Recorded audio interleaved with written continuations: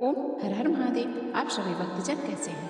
हमको आशा है कि हमारी माता रानी की कृपा से, हमारे शिव जी की कृपा से आप सभी लोग अच्छे ही होंगे। आज मैं कार्तिक महात्म्य की कथा का तीसरा और चौथा अध्याय सुनाने जा रही हूँ। जो इस कथा को श्रवण करता है उसके घर में सुख शांति आती है और लक्ष्मी जी का निवास होता है और घर में जो नकारात्मक एनर्जी होती है वो दूर होकर पॉजिटिव एनर्जी प्रवेश कर जाती है।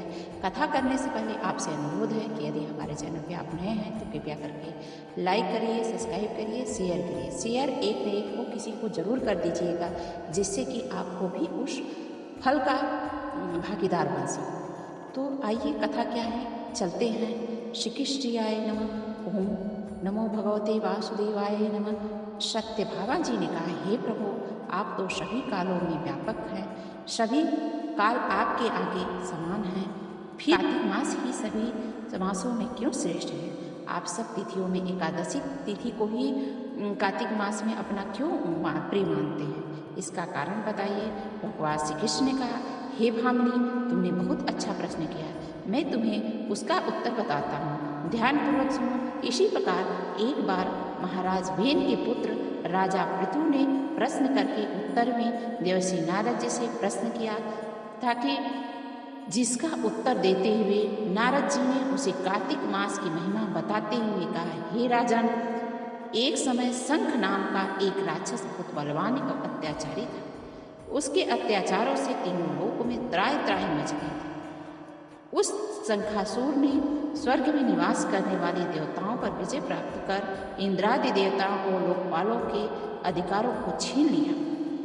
उससे भयभीत होकर समस्त देवता और अपने परिवार के सदस्यों के साथ सुमेर पर्वत की गुफाओं में रहने लगे। परंतु बहुत दिनों तक छिपे रहने के पश्चात वे निश्चय होकर सुमेर गुफाओं में रहने लगे। उधर उस शंखासुर को इस बात का पता चला कि देवता आनंदपूर्वक सुमेर पर्वत की गुफाओं में निवास कर रहे हैं, तो उसने सोचा कि ऐसा कोई दिव्य शक्ति अवश्य है जिसके प्रभाव से अधिकारहीन यह देवता अभी भी बलवान। सोचते सोचते वह इस निर्णय पर पहुंचा कि वेद मंत्रों के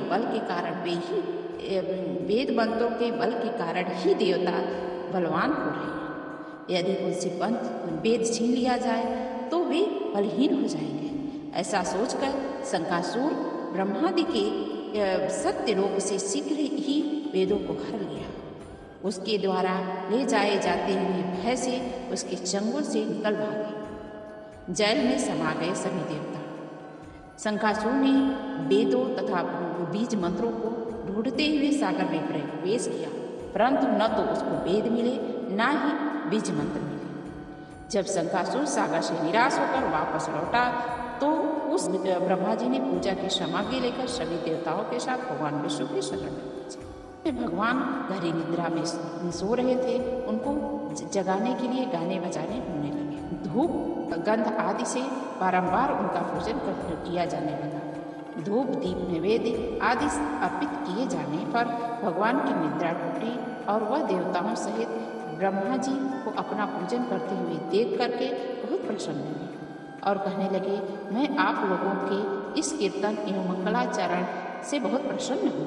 अब अभीष्ट वरदान मांगिए, मैं अवश्य वरदान प्रदान करूँगा। जो मनुष्य अश्विनी शुक्ल की एकादशी से देव उत्थान एकादशी तक ब्रह्म मुहूर्त में उठकर मेरी पूजा करेंगे, उन्हें तुम्हारी ही भांति मेरे प्रसन्न होने के कारण सुख की प्राप्ति होगी।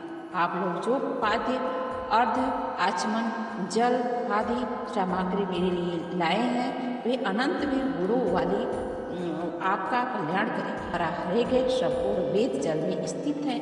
मैं सागर पुत्र शंखासुर का वध कर उसके पूर्ण वेदों को अभी बता देता हूँ। आज से मंत्र बीज और वेदों सहित मैं प्रतिवर्ष कार्तिक मास में विश्राम किया करूँगा। अब मैं मत्स्य का रूप धारण करके जल में जाता हूँ। तुम सब देवता भी मुनीश्वरों सहित मेरे साथ जल में आओ। इस कार्तिक मास में जो श्रेष्ठ मनुष्य प्रातः काल स्नान करते हैं, वे सब यज्ञ के स्नान द्वारा भली भांति नहा लेते हैं। हे देवेंद्र, कार्तिक मास में व्रत करने वाले जो को सब कुछ सब प्रकार से धन, पुत्री, पुत्र आदि देते हैं भगवान, और उसकी सभी विपत्तियों में, आपत्तियों में रक्षा करते हैं। हे धनपति कुबेर, मेरी आज्ञा के अनुसार तो उनके धन धान की वृद्धि कर, क्योंकि इस प्रकार का आचरण करने वाला मनुष्य मेरा रूप धारण करके जीवन मुक्त हो जाता है। जो मनुष्य जन्म से लेकर मृत्यु पर्यंत तक विधि इस व्रत करता है, वह आप लोगों का भी पूजनीय हो जाता है। कार्तिक मास शुक्ल पक्ष की एकादशी तिथि को तुम लोग ने मुझे जगाया है, इसलिए यह तिथि मेरे लिए अत्यंत प्रीति फलदायी और मानवीय है। हे देवता, यह दोनों व्रत नियम पूर्वक करने से मनुष्य मेरे सानिध्य प्राप्त कर लेते हैं। इन व्रतों को करने से जो मनुष्य जो मिलता है वह अन्य किसी व्रत से नहीं मिलता। अतः प्रत्येक मनुष्य को सुखी और निरोग रहने के लिए कार्तिक महात्म और एकादशी की कथा सुनते हैं और उपयुक्त नियमों का पालन करते हैं, उसके घर में लक्ष्मी सदैव निवास करती है। अब मैं आप लोगों को चौथा अध्याय जो सुनाने जा रही हूँ, तो आइए सुनिए। नारद जी ने कहा, ऐसा कहकर भगवान विष्णु मछली का रूप धारण करके आकाश से जल में गिरे। उस समय विंध्याचल पर्वत पर तप कर रहे महर्षि कश्यप अपनी अंजलि में जल लेकर के खड़े थे। भगवान उनकी अंजलि में जा गिरे। महर्षि कश्यप ने दया करके उसे अपने कमंडल में रख लिया। मछली के थोड़ा बड़ा होने पर महर्षि कश्यप ने उसे कुएं में डाल दिया। जब मछली कुएं में भी समा नहीं सकी तो उन्होंने उसे तालाब में ले जाकर डाल दिया। जब वह तालाब में भी न आ सकी तो उन्होंने समुद्र में डाल दिया। वह मछली वहाँ भी बढ़ने लगी। तब मत्स्य रूप भगवान विष्णु ने उस शंखासुर का वध किया। शंखासुर को हाथ में लेकर बद्री वन में आ गए। वहाँ उन्होंने संपूर्ण ऋषियों को बुलाकर इस प्रकार आदेश दिया, मुनीश्वर, तुम जल के भीतर बिखरे हुए वेद मंत्रों को खोज करो। जितनी जल्दी हो सके उन्हें सागर के बाहर निकालो। आओ।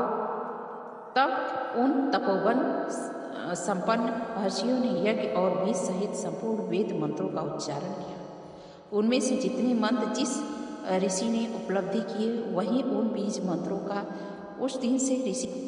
तदंतर उस ऋषि एकत्र होकर प्रयाग में गए। वहाँ उन्होंने ब्रह्मादि तम उन तपोवन संपन्न महर्षियों ने यज्ञ और बीज मंत्र सहित सभी वेद मंत्रों का उद्धार किया। उसमें से जितने मंत्र जिस ऋषि ने उपलब्ध किए वह बीज मंत्र हैं। उस माना जाता है कि तदंतर सब ऋषि एकत्र होकर प्रयाग में गए। वहाँ उन्होंने ब्रह्मा जी सहित भगवान विष्णु को उपलब्ध हुए सभी वेद मंत्र समर्पित कर दिए। वेदों को पाकर के ब्रह्मा जी बहुत प्रसन्न हुए। उन्होंने देवताओं और ऋषियों के साथ प्रयाग में अश्वमेध यज्ञ किया।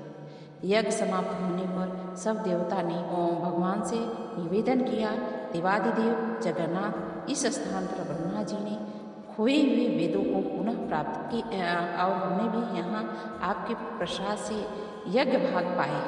अतः यह स्थान पृथ्वी पर सबसे श्रेष्ठ पुण्य की वृद्धि करने वाला है एवं भोग तथा मोक्ष प्रदान करने वाला हो। साथ ही यह समय भी महापुण्यमय और ब्रह्मघाती आदि महापापियों की भी शुद्धि करने वाला हो तथा तय स्थान यहाँ किए हुए दान को अक्षय बना देने वाला भी हो, वर दीजिए। भगवान विष्णु जी बोले, देवताओं, तुमने जो कुछ कहा है वह मुझे स्वीकार है। तुम्हारी इच्छा पूर्ण हो। आज से यह स्थान ब्रह्म क्षेत्र के नाम से प्रसिद्ध है। सूर्य वंश में उत्पन्न राजा भागीरथी यहाँ गंगा को लेकर आएंगे।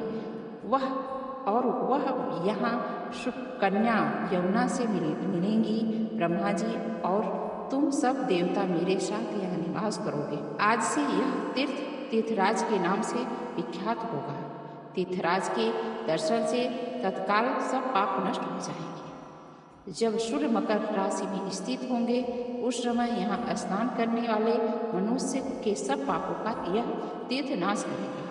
यह काल भी मनुष्य के लिए सदा महान पूर्ण फल देने वाला होगा। माघ मास में सूर्य के मकर राशि में स्थित होने पर यहाँ स्नान करने से शालौकिक आदि फल प्राप्त होंगे। देवादिदेव भगवान विष्णु देवताओं से ऐसा कहकर ब्रह्मा जी के साथ वहीं अंतर्ध्यान हो गए। तत्पश्चात इंद्रादिदेव भी अपने अंश से प्रयाग में रहते हुए वहाँ से अंतर्ध्यान हो गए। जो मनुष्य कार्तिक मास में तुलसी जी की जड़ के समीप हरि का पूजन करता है वह इस लोक में संपूर्ण भोग करके अंत में वैकुंठ की प्राप्ति कर ले। आपको कथा जान के कैसी लगी, सुन के कथा कैसी लगी? आप यदि चैनल में पे हैं तो बहुत बहुत धन्यवाद। ओम हर हर।